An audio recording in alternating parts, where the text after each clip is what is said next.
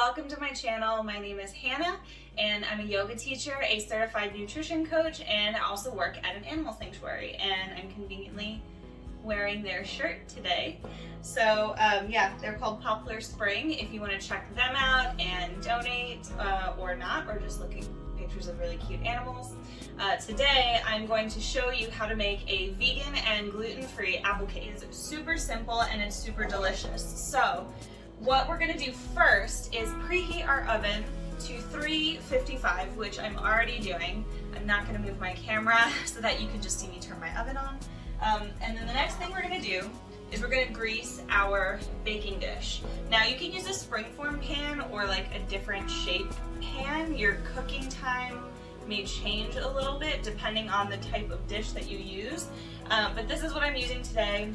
And I always like to just grease it up and then put a little bit of flour in it, and I'm going to show you how to do that. So this is 6 tablespoons of melted Nyokos butter that we're going to use in our recipe, and all I'm going to do is just, I know this is like a really weird thing to do, and if you want to do it a different way, you can, but I'm just going to like stick my washed hand in it, and then I'm just going to rub it all around on the inside of the baking dish. Some people use a paper towel. I think it's a waste of a paper towel. I can just wash my hands. And you don't need very much butter. So now that that's all coated, I'm going to wash my hands. Now that that's all coated, I'm going to take some of my gluten-free baking flour that I'm going to use in my recipe and just put a teensy bit in here. Enough that I can basically dust my baking dish with. So it's definitely better to do this over the sink. I'm not going to do that again so I don't have to move the camera. But if you just do this, it works perfectly fine. And then in the sink, you can dump out your excess. And this will prevent your cake from sticking. So now I'm going to put this dish aside and we're going to get to making our cake. So the first thing we're going to do is we're going to pour out a half a cup of plant milk. You can use whichever plant milk you want. For baking, I really like using soy milk. Oat milk also does work pretty well, but unsweetened soy milk is what I'm using today. So a half a cup of soy milk. We're going to curdle it. So I'm going to take a tablespoon of apple cider vinegar and put it right into our milk. I forgot to grab this. So tablespoon of apple cider vinegar into our soy milk, and kind of makes it like a buttermilk or whatever. So I'm just gonna swirl that around for a second. I'm gonna put that off to the side. We're gonna use it in a little bit. Then we're gonna mix our dried ingredients together. So in a large mixing bowl, we're gonna need 2 cups of our gluten-free flour. And if you want to use regular flour, you definitely can. That's up to you. Or if you want to use a different gluten-free flour, that's cool too. I just really like this one. I find that it works pretty well for baking. And I've been using it a lot lately. I actually I made this apple cake so many times, like tweaking the recipe, because I wanted to get it just right. So then we're gonna mix in 2 teaspoons of baking powder. Oh, I forgot my teaspoon measurer too. There we go.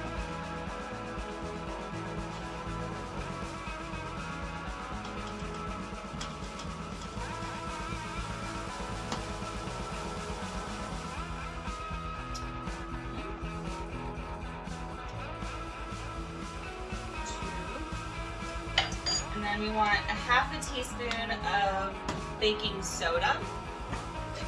And I am just going to guesstimate that in here. I'm pretty good at guessing, but you can use the half a teaspoon thing if you want. And then we're also going to want a half a teaspoon of salt. You can use sea salt or table salt. I'm going to use kosher salt today because that's what I have. And I'm also just guesstimating that because I'm pretty good at it. And then I'm going to add some cinnamon. You can add as much as you want. I like a lot of cinnamon. And I'm also going to add some ground nutmeg. You can also add ginger and clove if you want. That's also really good. Some people just add cinnamon. Doesn't really matter. And then we're going to add sugar. We're going to use brown sugar, and we're going to use 1/3 of a cup. There's really not a ton of added sugar in this recipe, which is cool.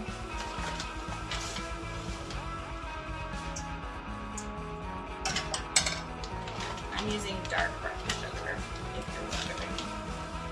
So we're just going to mix this up.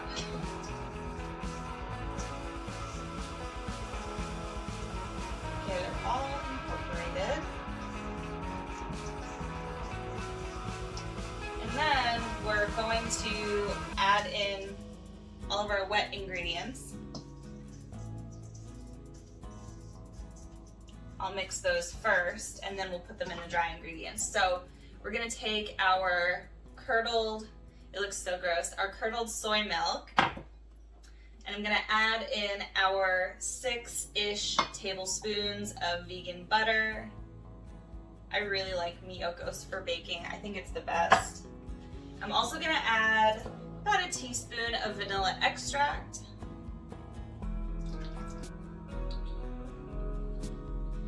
And then we're gonna add, how much? Oh yeah, 1/3 of a cup of applesauce. This applesauce also has cinnamon in it, which I am fine with.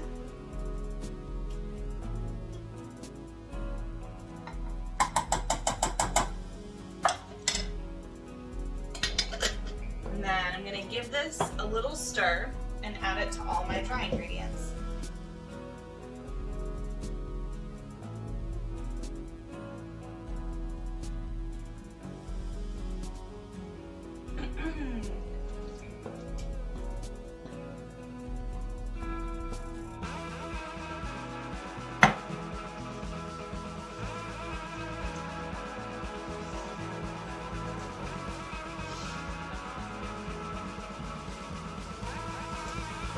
You can use a whisk if you want, but this batter is very thick and I found it unnecessary. As long as you mix the dry ingredients and the wet ingredients before, like you mix them together, I don't think it's that necessary to use a whisk.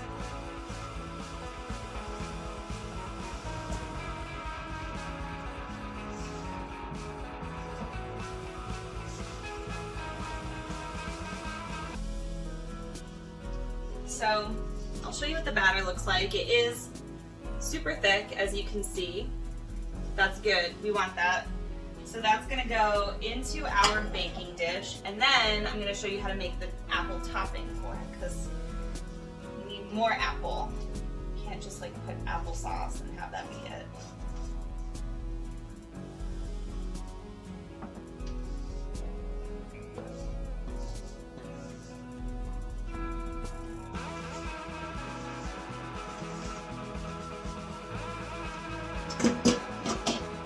And just kind of press it down, spread it out.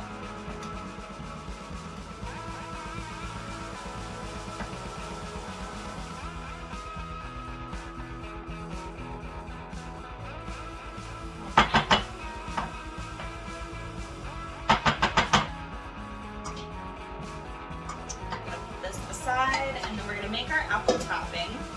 I'm just going to use the same bowl. It's not that dirty, and it's all going in the same thing, so it's going to work fine. I'm going to add first 3 small chopped up apples. You can use whichever apples you want. I believe these are Honeycrisp apples, which are my favorite kind. And then I'm going to add just a couple tablespoons of our gluten-free flour.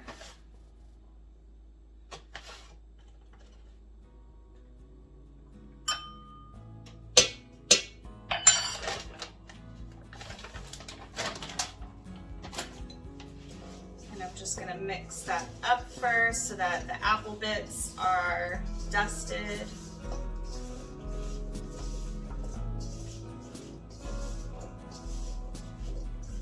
And then I'm going to add more cinnamon.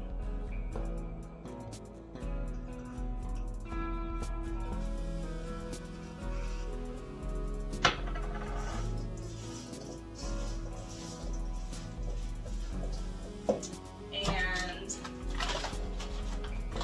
there's a couple tablespoons of brown sugar actually left in this bag, so I'm going to add that.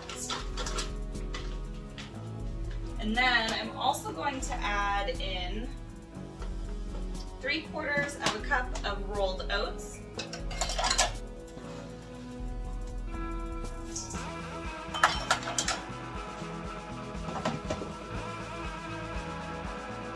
A little drizzle of agave nectar.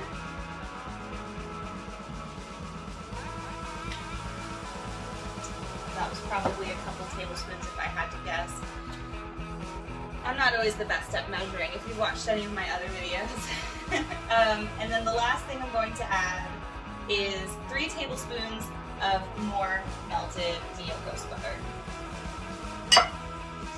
And just toss that or stir it so that everything is incorporated.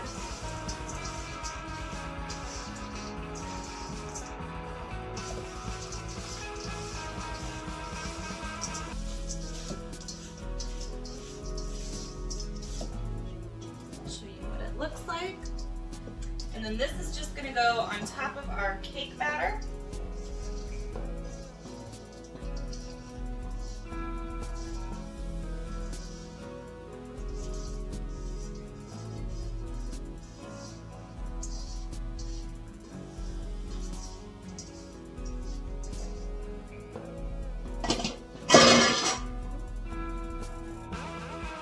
And you can press the apples kind of down into the batter a little bit.